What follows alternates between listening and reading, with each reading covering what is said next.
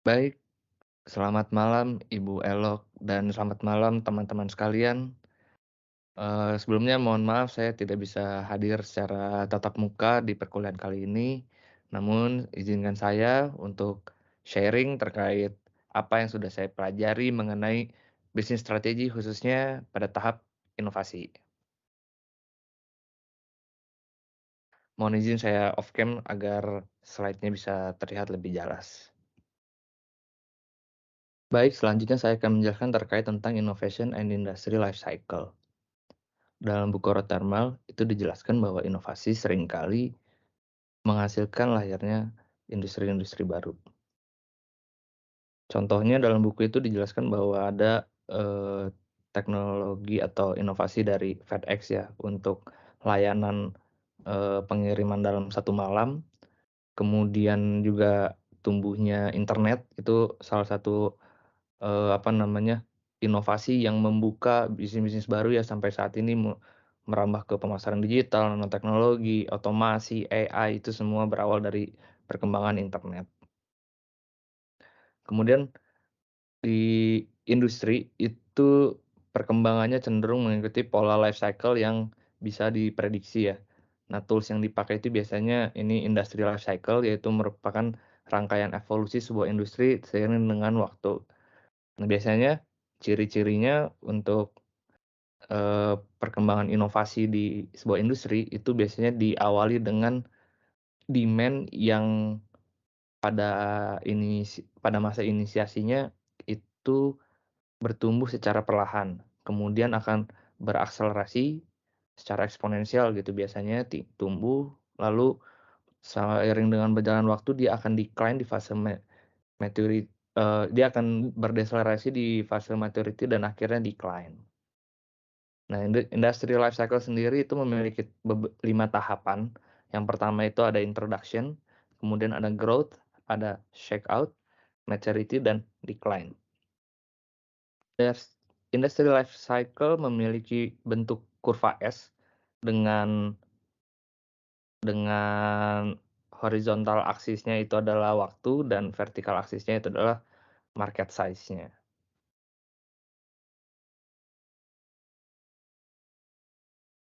Lanjut ke tahap yang pertama adalah introduction stage.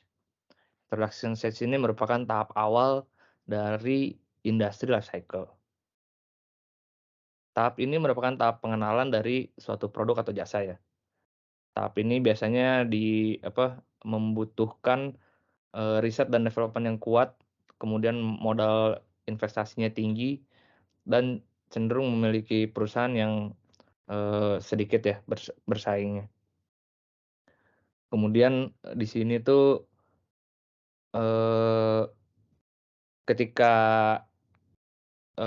tahapannya sukses, maka biasanya banyak industri yang ikut berkecimpung di teknologi atau di inovasi ini. Dan juga biasanya ukuran pasarnya itu cenderung kecil dan pertumbuhannya lambat.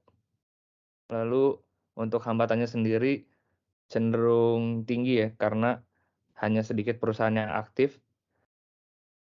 Kemudian dari inovasinya sendiri biasanya menekankan pada fitur produk dan, eee, performance-nya daripada harga gitu. Kemudian dan tujuan dari tahap ini adalah untuk achieve market acceptance dan menanamkan ini apa namanya, pertumbuhan di masa mendatang. Pada tahap ini biasanya perusahaan itu menggunakan network effect. Network effect itu merupakan suatu positif efek ya secara eksternal dari satu user terhadap suatu produk yang digunakan untuk mempengaruhi eee, ke user lainnya. Nah, ini contoh di buku dijelaskan ada artikel di mana Apple berhasil menggunakan network effect yang dihasilkan oleh berbagai aplikasi yang dia, kembangkan gitu ya di App Store-nya, sehingga mendukung, untuk perkembangan ekosistem bagi device yang dia kembangkan. Di sini ada iPhone itu di sini dia memiliki jumlah aplikasi yang nilainya, cukup banyak gitu ya variannya sehingga dapat mendukung untuk, pengguna iPhone untuk memudahkan dan mendukung ekosistem terhadap device-device yang lainnya juga saling saling terkoneksi sehingga setiap, apa namanya, sehingga perkembangan yang dilakukan oleh Apple tersebut dapat menambah value dari iPhone-nya itu sendiri. Selain itu, integrasi yang mulus antara hardware-nya dan software-nya juga gitu ya, itu memberikan pengalaman yang lebih baik bagi penggunanya sehingga menambahkan value dari nilai si produk iPhone itu sendiri. Lalu selanjutnya adalah tahap growth stage. Tahap ini merupakan tingkat di mana pertumbuhan pasarnya meningkat ya, dan meningkatnya itu biasanya secara eksponensial. Di sini karakteristiknya itu adalah ukuran pasarnya berkembang dan terbentuk standarisasi produk, sehingga, memudahkan untuk saat proses manufacturing dan, apa namanya, koneksi dengan, peralatan-peralatan lainnya gitu ya. Lalu di sini juga ditandai dengan production cost-nya itu semakin menurun, kemudian, standar bisnis prosesnya juga udah mulai dikembangkan, dan untuk distribusi channel-nya juga itu semakin diperluas dan asetnya sendiri itu mulai ekspansi dan mulai tersedia layanan, customer service. Nah, di sini dari sisi pengembangan produk, standar industri itu muncul dan akan diadopsi oleh sebagian besar perusahaan. Standar industri yang di sini bisa dilihat contohnya itu adalah mungkin yang paling terbaru adalah penggunaan Type C ya. Itu di perangkat elektronik sekarang kan iPhone sudah mengikuti aturan dari Eropa ya yang mengharuskan bahwa, untuk, iPhone yang terbaru itu menggunakan Type C, tidak menggunakan koneksi Lightning lagi. Itu merupakan salah satu bentuk dari, standarisasi. Kemudian selanjutnya dari buku dijelaskan bahwa begitu standar telah ditetapkan, maka nantinya persaingannya akan beralih dari inovasi produk itu ke inovasi proses, di mana yang dimaksud dengan product innovation atau inovasi produk itu merupakan, apa namanya, produk yang baru ya, produk yang baru kemudian kalau proses innovation itu merupakan, eee, jalannya atau sebuah prosesnya, caranya untuk menghasilkan produk yang baru atau, maupun produk existing. Nah, di sini terlihat dari grafik product and process innovation, di industri life cycle itu bahwa di level introduction ketika saat product innovation muncul, itu proses atau cara pengembangannya itu mungkin belum belum apa namanya, belum banyak ya. Jadi seiring berjalannya waktu ketika produknya semakin decline justru proses innovation-nya itu akan semakin apa namanya, semakin meningkat ya inovasinya. Dan nanti sama seperti di produk juga ketika melewati tahap maturity dia akan decline dan akhirnya akan jenuh juga. Selanjutnya di buku Rothermel itu ada study case di bidang otomotif industri di mana case-nya itu adalah Nissan, mempunyai, confidence di mana elektrik motor itu akan jika jika Nissan mengembangkan elektrik motor maka dia akan survive dan bisa memenangkan persaingan gitu ya. Namun ada beberapa infrastruktur challenge, salah satunya adalah di mana, perangkat baterai, perangkat charging-nya mungkin ya belum tersebar di beberapa daerah gitu, masih terpusat di kota-kota besar khususnya. Namun untuk, perkembangan electric vehicle itu cenderung meningkat. Lalu VW juga di sini disebutkan punya ambisi untuk mengembangkan electric vehicle gitu dan akan meninggalkan, teknologi konservatifnya dia gitu. Lalu, di sisi lain Toyota itu punya kecenderungan bahwa menurut dia ya yang akan berjaya di masa depan itu adalah teknologi hybrid, di mana gabungan antara motor listrik dan mesin bakar gitu. Lalu, berdasarkan analisis atau, kecenderungan market gitu ya, bahwa electric vehicle itu mungkin akan menang. Lalu konklusinya apa sih? Di sini tuh bahwa disebutkan industri otomotif itu berada di titik kritis. Titik kritis di sini adalah arahnya akan kemana gitu, inovasi ke depannya tuh akan seperti apa. Dan pabrikan itu masing-masing berlomba untuk, menentukan apa, ke arah mana ininya perkembangan industri otomotif dan transportasi tersebut. Lalu untuk hasilnya nanti akan bergantung pada faktor-faktor di mana infrastrukturnya dikembangkannya ke arah mana, kemudian dari konsumer juga akan, eee, preferensinya itu ke kendaraan yang mana, dan investasinya juga suksesnya di sebelah mana. Dan tentunya investasi tersebut, dibuat oleh perusahaan-perusahaan yang established gitu ya, ada Nissan, Tesla, VW, Toyota, dan lain-lain. Baik, tahap selanjutnya adalah tahap shake out. Pada tahap ini, eee, di sini tuh terlihat ya bahwa tingkat pertumbuhannya udah nggak semasif waktu di tahap growth itu. Jadi sudah mulai melambat dan perusahaan juga sudah mulai punya banyak pesaing nih. Jadi udah bersaing secara langsung. Kemudian untuk penetrasi pasar pun di sini semakin jenuh karena, sebagian konsumen sudah, apa ya, eee, sudah punya banyak pilihan gitu. Sehingga di pasarnya sendiri akan jenuh dan nanti, tingkat, competitiveness di level checkout ini pun akan, semakin tinggi gitu. Lalu tahap selanjutnya adalah tahap maturity di mana di sini tuh sudah matang ya, pasarnya sudah terbentuk dan pasar juga sudah mencapai ukuran atau titik maksimumnya sehingga, cenderungan cenderung pergerakannya itu pasar itu semakin menurun dan di sini juga bakal ada perubahan dari bisnis gitu ya, perubahan dari industri di mana akan muncul, struktur pasar itu menjadi oligopoli. Artinya hanya ada beberapa perusahaan yang bertahan. Kemudian dari demand-nya juga akan semakin terbatas dan perkembangan, industrinya pun akan menuju ke nol atau mungkin bisa negatif di sini ya. Lalu selanjutnya adalah tahap decline. Tahap decline ini di mana pertumbuhan industri dan market itu bergeraknya sudah negatif.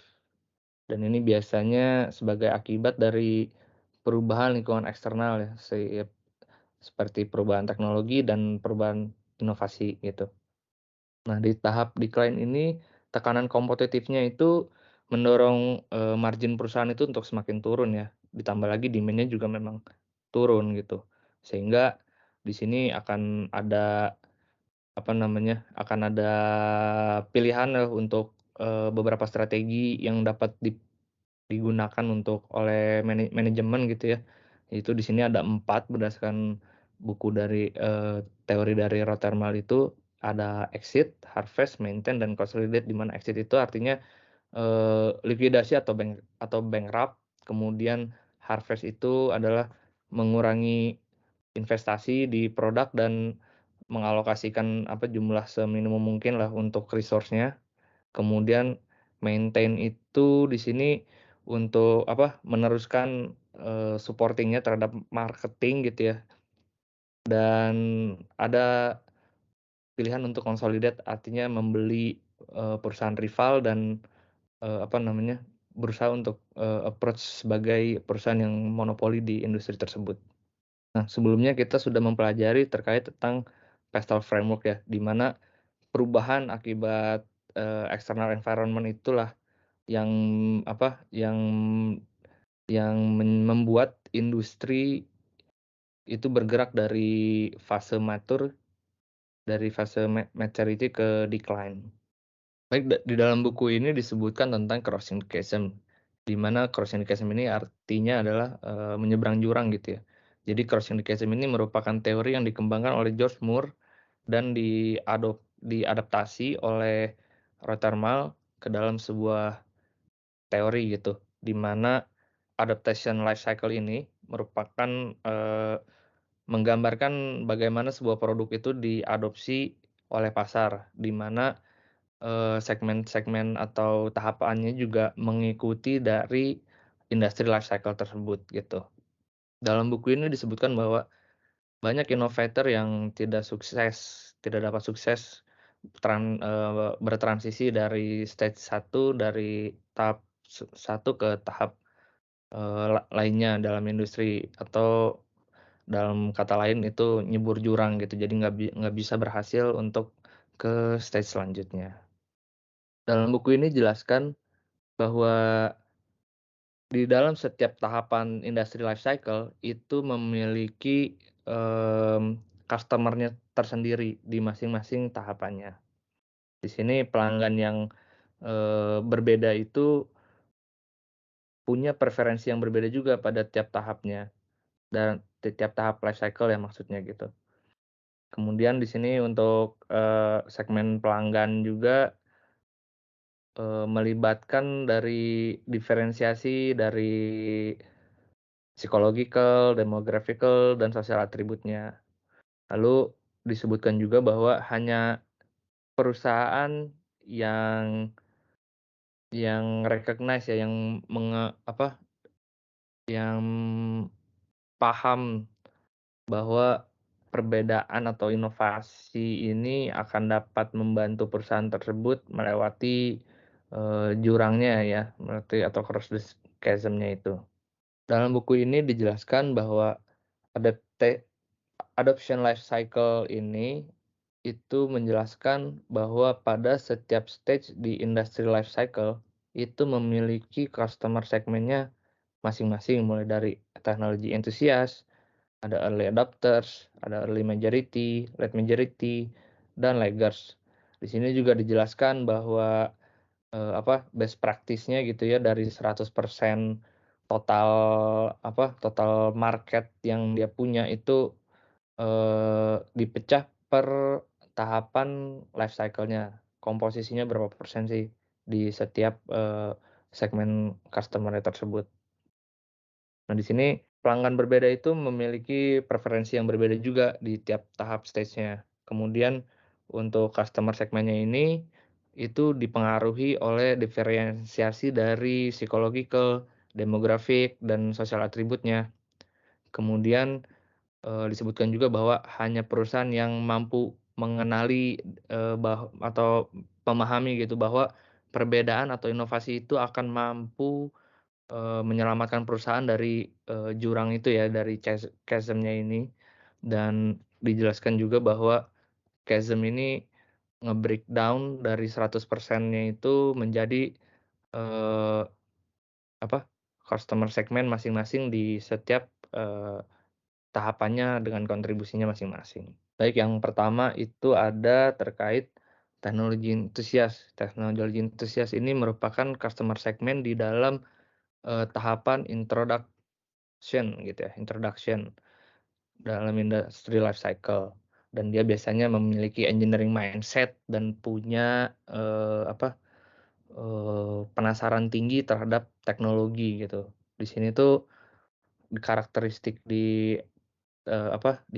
customer segment ini adalah, eee, the smallest market segment ya, jumlahnya paling kecil, kemudian, dia tidak, tidak terganggu lah atau menyenangi, malah dia terkait beta version itu mereka volunteer untuk ikut mencoba, dan mereka juga, eee, ber apa namanya, berkeinginan gitu ya, mau untuk membayar harga yang mahal untuk mendapatkan, gadget atau teknologi yang terbaru gitu. Baik, selanjutnya ada customer early adopters, di mana customer ini eee, merupakan customer yang berada pada tahap growth stage di dalam industri life cycle, dan mereka itu kecenderungannya mau untuk membeli teknologi baru gitu ya, menu menu apa, produk-produk baru dengan inovasi-inovasi baru. Dan dia, keinginan untuk membelinya itu digerakkan oleh keinginan untuk apa, atau mengenali teknologi baru ini seperti apa sih dan meng-appreciate teknologi baru tersebut gitu. Mungkin dalam, eee, apa namanya, dalam fenomena terakhir saat ini yaitu di mana, munculnya orang-orang yang punya electric vehicle gitu ya, pada saat ini sepertinya masih di tahap growth gitu, dan untuk penggunaan ponsel-ponsel, lipat gitu, di mana mungkin teknologinya belum terlalu matang gitu ya, tapi orang-orang ini sudah memiliki produk-produk tersebut. Selanjutnya adalah customer di early majority. Customer ini merupakan, customer di tahap checkout stage dalam industri life cycle itu, di mana, apa namanya, customer di sini sudah mulai mempertimbangkan benefit dan cost-nya, kemudian aware gitu mana produk yang hype, mana yang akan, eee mana yang akan bertahan gitu ya atau cuma, hype sebentar, kemudian, dia juga mempertimbangkan endorsement dari orang-orang sekitar, influencer, dan dia juga memastikan bahwa produknya ini tuh sudah tersedia di banyak, market gitu ya, di pasar tuh mudah ditemukan gitu.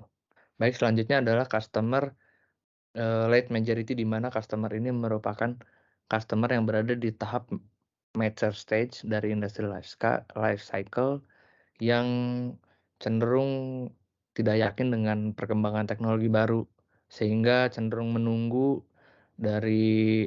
menunggu adanya adanya establish, brand gitu ya, brand yang benar-benar unggul di industrinya, dan, customer tersebut akan memilih brand tersebut untuk mengurangi, resiko dan, uncertainty lainnya gitu ya. Selanjutnya adalah kelompok customer laggards, di mana kelompok customer ini berada pada fase declining industry. Jadi di sini tuh tipikalnya, orang-orang yang konservatif gitu ya. Dia tidak mau adanya teknologi baru, sehingga walaupun ada teknologi baru, dia tetap menggunakan teknologi yang lama, dan di sini biasanya, sangat-sangat enggan untuk bisa menikmati atau menggunakan teknologi baru gitu. Jadi kesimpulannya dari teori crossing the chasm ini, George Moore ini menjelaskan dan membagi market menjadi 5 bagian besar ya. 5 bagian besar itu berdasarkan kemampuan adaptasinya, terhadap sebuah produk atau inovasinya, dan disesuaikan juga dengan industry life cycle. Dihubungkan juga dengan industry life cycle tadi. Lalu, populasi market terbesar itu berada di early majority dan late majority dengan, total masing-masingnya di 34% gitu ya, sehingga total di market segmen ini ada di 68%, dengan, mmm, market terkecilnya itu ada di teknologi entusias, itu 2,5%, yang di sini yang orang-orang yang menyukai versi beta tadi gitu, dan kemudian di, market terkecil selanjutnya itu ada di early adopters dan di laggards. Di sini teori crossing the chasm itu dibutuhkan untuk, perusahaan dapat, menentukan strategi ya, bagaimana agar produk yang semulanya udah diserap nih oleh di si teknologi entusias dan early adopters ini mampu melangkah ke early majority, jadi nggak nyebur jurang di sini. Nah, di sinilah nanti, strategi-strategi yang harus ditentukan oleh, manajemen. Nah, di buku itu dijelaskan tentang features and strategic implications of the industry life cycle. Di sini ada beberapa karakteristik atau kayak implikasi strategi yang dapat digunakan gitu ya, di setiap stage atau setiap tahap industri life cycle. Di sini contohnya life cycle stage-nya itu ada introduction, growth, shakeout, maturity, dan decline. Dan di sini ada beberapa, beberapa parameter ya yang dapat diutilisasi oleh perusahaan dalam menentukan, strategi manajemen yang baik gitu. Contohnya di sini dari core kompetensi untuk introduction itu butuhnya, adalah R&D, kemudian pemasaran, dan di tahap growth ini seperti apa, dan selanjutnya. Dan juga di sini ada nggak cuma core kompetensi ya, ada type and level of innovation, market growth, market size, terus cost yang dibutuhkan, juga ada number of competitors-nya, mode kompetisinya seperti apa, tipe buyer-nya, dan seterusnya. Ini nanti dapat dilihat di buku atau, dipelajari lebih lanjut oleh teman-teman. Baik, selanjutnya dalam buku dijelaskan terkait tentang type of innovation, di mana dijelaskan tentang teori markets and technology framework yang merupakan sebuah model konseptual untuk, mengkategorikan inovasi ya berdasarkan dimensi pasarnya, baik itu yang sudah ada atau baru dan teknologinya, baik yang udah ada atau baru. Kemudian di sini tipe inovasinya itu disebutkan bahwa, ada 2 faktor, dipengaruhi oleh 2 faktor yaitu market dan teknologi, di mana market ini merujuk pada sejauh mana sih produk baru itu dapat dikomersialisasi, dan teknologi ini merujuk pada metode dan material yang digunakan ya untuk, mengkomersialisasi suatu produk baru tersebut. Nah, ini adalah merupakan, grafiknya. Jadi di sini ada gambarnya bahwa ada, di line horizontalnya itu ada teknologi dan vertikalnya itu ada market, di mana parameternya ada existing dan new masing-masing, dan di sini ada 4 kategori, inovasi ya. Yang pertama itu ada incremental innovation, di mana teknologi yang digunakan itu existing dan marketnya juga existing. Kemudian incremental innovation ini berpasangan dengan radical innovation, di mana, teknologinya baru dan marketnya juga baru. Kemudian ada juga terkait tentang inovasi architectural innovation, di mana kondisinya marketnya baru dengan teknologinya existing, dan ada juga disruptive innovation, di mana teknologinya baru tapi marketnya existing. Ini merupakan gambaran dari markets and technology framework ya. Dari yang pertama itu ada incremental innovation, seperti tadi saya jelaskan bahwa, di sini perusahaan mengincar pasar existing dengan teknologi existing. Lalu ada radical innovation, di mana perusahaan ini, eee, membuat teknologi baru dari knowledge yang sudah ada, gabungan knowledge yang udah ada walaupun benar-benar baru gitu ya, gagasan baru, sehingga menciptakan teknologi baru gitu. Di sini contohnya mungkin, mmm, pada saat kemunculannya otomobile ya, mobil gitu, teknologi transportasi mobil itu kan dulu tuh yang nggak ada, dan saat, diluncurkan produknya itu benar-benar menciptakan, produk baru. Begitu juga dengan teknologi kayak biotechnology, terus nanoteknologi dan lain-lain. Itu merupakan satu yang, inovasi radikal. Lalu ada juga di sini architectural innovation. Di sini di mana teknologinya itu existing tapi mengincar, market baru. Di sini dicontohkan dalam buku bahwa ada perusahaan Xerox di mana dia, sangat, leading ya di bidang serografi gitu, dengan precise, copy mesin gitu, dan teknologi-teknologi lainnya lah. Namun Xerox di sini mengabaikan, eee, perusahaan-perusahaan atau, eee, apa namanya, eee, perusahaan atau bisnis di level kecil dan menengah. Jadi memang Xerox itu waktu itu di buku dijelaskan bahwa dia mengincar high end customer dan, ya bertahan di high end-nya itu. Lalu muncul Canon yang menyasar market baru, itu di, eee, kecil dan menengahnya tersebut, sehingga, eee, apa, ya disitulah Canon ini mengadopsi architectural innovation, di mana teknologinya existing sudah ada, dan dia, meluncurkan produk untuk mengincar, market baru di yang, apa namanya, di yang kecil dan menengahnya tersebut. Lalu yang terakhir ada disruptive innovation, di mana disruptive innovation ini adalah menggunakan teknologi baru untuk, mengambil pasar existing. Ini yang disruptive innovation ini bisa dikatakan breakthrough sekali gitu ya, dan bisa mengalahkan, perusahaan-perusahaan existing gitu pada saat ini. Nah, ini contoh dari disruptive innovation di buku dijelaskan bahwa ada segmen 1, 2, 3, 4 gitu ya, contohnya di sini dan ada disruptive innovation itu masuk, nowhere gitu ya, underdog langsung bisa memotong langsung gitu dari apa, segmentasi langsung ke segmen 4 gitu ya. Memotong di sini tuh secara performance ya untuk mengambil, market segmentasinya dari bawah langsung ke atas gitu ya, bottom up. Di sini case-nya adalah apa namanya, dari industri otomotif ya, di situ Japanese car makers itu, manufaktur Jepang itu, apa namanya, membuat beberapa tahapan ya, yang pertama itu fuel efficient small car, kemudian, mmm, berekspansi sampai di high end luxury gitu.